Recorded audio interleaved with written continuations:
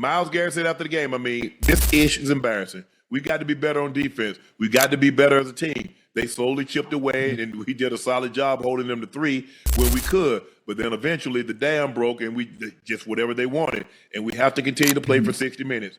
Kevin Stefanski said after the game that he won't consider a QB change. Hey, Myles, enjoy that $160 million, because this is what it's going to be like in your future. Until you get a quarterback, this is what you're going to be resigned to. Now, maybe getting $1 million, $2 million a month every game check, Ocho, before taxes. Yeah. Maybe that lessens it some. This is your fate. This is your fate. This is Ocho. Let's be real. This is what's going to happen in Cleveland. Unless something miraculously happens, we do know that Joe Flacco can go on a run offensively. It's over, Ocho. He can give you it's over. You watched him today. It's over. Oh yeah, today. But you got to understand who they playing against now. You're playing against a division opponent that knows you very well. Let me ask you a question. The Baltimore Ravens didn't just beat the Cleveland Browns. They crushed them, 41-17. And when the smoke cleared, you could hear it in Shannon Sharpe's voice. This is your fate. This is your reality until you get a quarterback. That's not just analysis. That's a gut punch to an entire franchise, an entire city, and most importantly, to Joe Flacco. Because after another ugly showing, UNC and Ocho weren't pulling any punches. They said what so many of us are already thinking. It's time to hand the keys to Shedeur Sanders. Think about that for a moment. The Browns, a team loaded with defensive talent, anchored by a $160 million man in Myles Garrett, still look helpless because their offense has no pulse. They still look lost because the quarterback position, the most important job in all of sports, is a revolving door. Garrett admitted it himself. Embarrassing. We got to be better. But how many times have we heard that from Cleveland defenders who do everything they can only to watch the dam break wide open? And then there's Flacco. A statue in the pocket, a veteran who once hoisted a Lombardi but now feels more like a relic of another era. He was battered by Roquan Smith and that Ravens defense like it was 2012 again. And yet, even as the scoreboard screamed for change, head coach Kevin Stefanski doubled down. No quarterback change. No spark. Just the same old. But UNC wasn't buying it. He said it clear as day. It's over. You watched him today. It's over. The Browns are living in denial, but denial doesn't win football games. Denial doesn't give your receivers hope. Denial doesn't put points on the board. And so the question hangs heavy tonight. What are the Browns afraid of? Why not give Shedeur Sanders the ball right now? Because let's be real, Cleveland's receivers must be fuming. Imagine running routes all game, creating separation, only to watch a ball float behind you, or worse, sail out of bounds. How long before that locker room breaks? How long before frustration spills over and the veterans demand what UNC and Ocho already demanded on live air? The Ravens' defense didn't just play well, they dominated. Zay Flowers was electric with 7 catches for 75 yards. DeAndre Hopkins reminded everyone he's still got juice with 64 and a touchdown. Lamar Jackson carved Cleveland's secondary for 4 scores. And Roquan Smith? 15 tackles and a fumble return for a touchdown. This wasn't just a loss. This was a humiliation. And that's why UNC waved the flag, literally. He said, I ain't got a flag, I got a sheet. Anything that's white and I'm waving it. Week 2, and Sharpe's already calling the season done. That's how bad it looked. That's how lifeless the Browns' offense has become.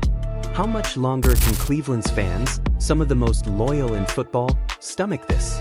Because you know what Sharpe reminded us of? Those fans still show up. Rain, snow, losing seasons. They tailgate, they pack the stadium, even when they know the brakes are about to get beat off their team. That's loyalty. That's heartbreak. And right now, it's wasted. Myles Garrett said after the game, this ish is embarrassing. We got to be better on defense. We got to be better as a team. They slowly chipped away, and we did a solid job holding them to 3 when we could. But then eventually the dam broke, and we just whatever they wanted. And we have to continue to play for 60 minutes. Kevin Stefanski said after the game that he won't consider a QB change. Hey, Miles, enjoy that $160 million, because this is what it's going to be like in your future. Until you get a quarterback, this is what you're going to be resigned to. Now, maybe getting $1 million, $2 million a month every game check, Ocho, before taxes. Yeah. Maybe that lessens it some. This is your fate. This is your fate. This is Ocho. Let's be real. This is what's going to happen in Cleveland. Unless something miraculously happens, we do know that Joe Flacco can go on a run offensively. It's over, Ocho. He can give you four. It's over. You watched them today. It's over. Oh yeah, today. But you got to understand who they playing against now. You're playing against a divisional opponent that knows you very well. Let me ask you a question. And then came the bombshell. Before the game even started, Adam Schefter dropped it. The Ravens were ready to draft Shedeur Sanders with the 141st pick in the 5th round. But Shedeur himself said no. He didn't want to be buried on a roster behind Lamar Jackson, with no chance to play anytime soon. He made it clear, he wanted a shot to compete, to start, to lead. Baltimore obliged and pivoted, taking an offensive lineman instead. Now pause and think about that. A rookie quarterback having that kind of voice? That kind of pull? Some will call it arrogance. Some will call it confidence. But UNC and Ocho? They didn't dismiss it. They respected it. Shannon Sharp reminded everyone, when Terrell Owens refused to go to the Ravens, Baltimore worked it out. They sent him to Philly. So don't be surprised that Shedeur's call carried weight too. Hook line. Shedeur Sanders bet on himself before he even stepped onto an NFL field. That's bold. That's risky. But isn't that exactly what great quarterbacks do? And when Shedeur was asked about it after the game, he brushed it off with icy composure. I'm focused on the now. I don't talk about the past. I don't even remember anything post-draft. I practice every day. I live by a 24-hour rule. That's a professional answer. That's a quarterback answer. But make no mistake, everyone heard the message between the lines. So let me ask you, the fans, do you see this as Shedeur being entitled? Or do you see it as Shedeur refusing to waste his career holding a clipboard? Because in Cleveland, the clipboard days might be numbered. Flacco looks finished. Deshaun Watson is a medical mystery. And the fan base is restless. They don't just want a quarterback. They need one. And that's why this conversation hits so hard. When UNC says the Browns' fate is sealed until they fix that position, he's not just talking about 2025. He's talking about the last 20 years. He's talking about a franchise cursed by mediocrity at the most important spot on the field. The Browns don't just need a change. They need a savior. And maybe, just maybe, Shedeur Sanders is the one bold enough to claim that role. So let me throw it back to you, Gridiron family. Should the Browns bench Joe Flacco immediately and roll the dice with Shedeur Sanders? Or is it smarter to wait until mid-season like Ocho suggested? Are you ready to see the kid now, or do you fear it's too soon? So here's where it gets complicated. Kevin Stefanski said after the game he won't consider a quarterback change heading into Week 3. That's the company line. That's the coach's safe answer. But you know what that really means? It means he's trying to keep the locker room from splintering too early. It means he doesn't want to admit the season's already slipping away just 2 weeks in. But you can hear the cracks forming. Ocho said it straight. You can't throw in the towel until week 5 or 6. Because if you do it now, the message is simple, you're giving up. You're telling the team the future matters more than the present. And players? They don't want to hear that. They want to believe every Sunday still matters. But Sharp wasn't having it. He clapped back, I don't got a flag, I got a sheet. Anything white, I'm waving it. Week 2, and he's already done. That's the level of frustration pouring out of Cleveland. That's the level of pain this fan base and this roster feels. Sometimes you don't need a calendar to tell you when a season's over, you can feel it. And let's be honest, Cleveland isn't losing these games because of defense. Sure, they got carved up by Lamar, but they still held Derrick Henry to under 50 yards on the ground. That should be enough to keep you competitive. Instead, Lamar casually threw for 4 touchdowns. Because the Browns had no answer on the other side. No firepower. No belief. That's why receivers are in a nightmare right now. You run 40, 50 routes a game, knowing half the time the ball isn't even coming your way, and when it does, it's late or off target. How do you keep fighting when you know the guy under center can't deliver? That's how locker rooms fracture. That's how tension boils over. And it's not like Cleveland hasn't been here before. They've lived this cycle for decades. Quarterback after quarterback. Stopgap after stopgap. And now, they're staring at the same movie again. Only this time, there's a young star waiting in the wings. So let me ask you, audience, if you were Kevin Stefanski, would you risk the entire season just to protect a rookie? Or would you light the fuse right now and let Shedeur Sanders prove whether he's the guy? Now let's circle back to Shedeur's draft decision, because that's where the real controversy sits. Ocho was skeptical, saying players don't usually get that kind of power. But Sharp reminded everyone, the Ravens have done this before. Terrell Owens flat out refused Baltimore and ended up in Philly. When a player with leverage speaks up, sometimes teams listen. Shedeur made a chess move. He knew backing up Lamar Jackson meant no spotlight, no snaps, no chance to show the league who he really is. Instead, he wanted Cleveland, a place where the opportunity would come sooner rather than later. And look where we are right now. In week 2, that opportunity is already screaming for him. Some people wait years for their shot. Shedeur Sanders may get his by October.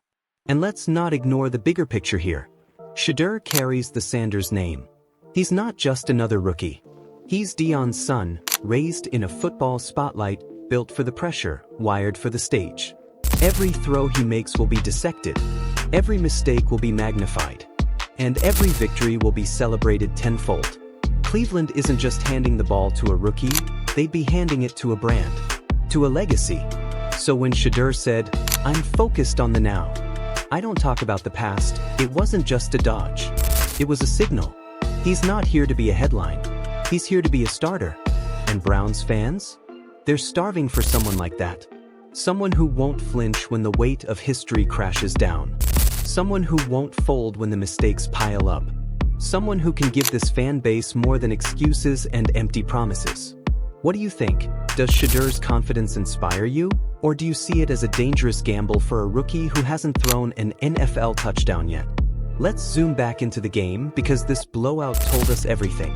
Roquan Smith looked like a man possessed. 15 tackles, flying all over the field, finishing it off with a defensive touchdown. That's how you bury a division rival. That's how you send a message.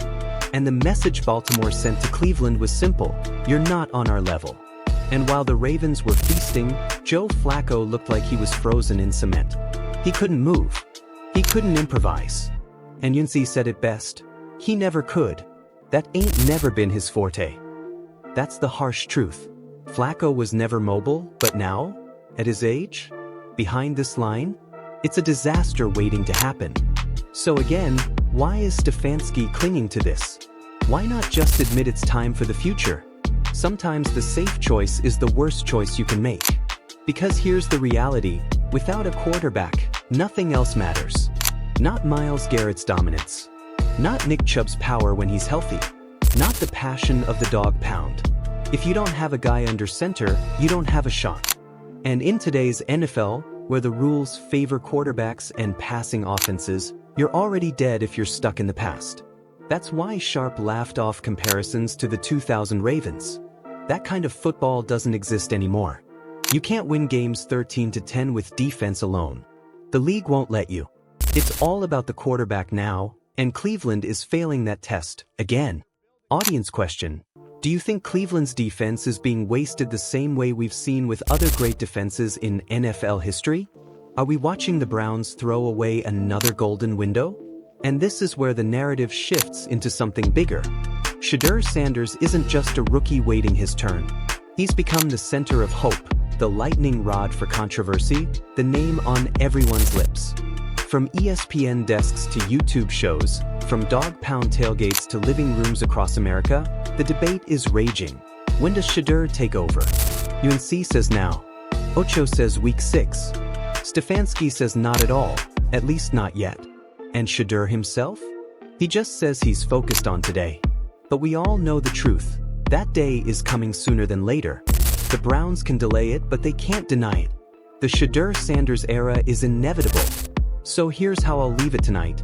The Browns were humiliated 41-17 in front of their fans, in front of their division rivals, in front of the entire league. Flacco looked finished. Stefanski looked stubborn. And Shedeur Sanders? He looked patient. But patience has an expiration date. And every loss, every embarrassing collapse, every moment of wasted potential brings us closer to that breaking point. So let me ask you, the Gridiron family, one more time. When Shedeur Sanders finally takes the field as Cleveland starter, will he save this franchise, or will he become just another name in the long, painful list of Browns quarterbacks who never got it done? Because right now, one thing is clear, the Browns' future is riding on that answer. This has been Gridiron Insights, your home for the most controversial takes and the realest breakdowns in football. If you believe Shedeur deserves his shot, smash that like button. If you think the Browns are making a mistake by sticking with Flacco, drop your thoughts in the comments. And don't forget, hit that subscribe button so you never miss a moment of the drama, the debates, and the truth about your team. Gridiron Insights. Until next time.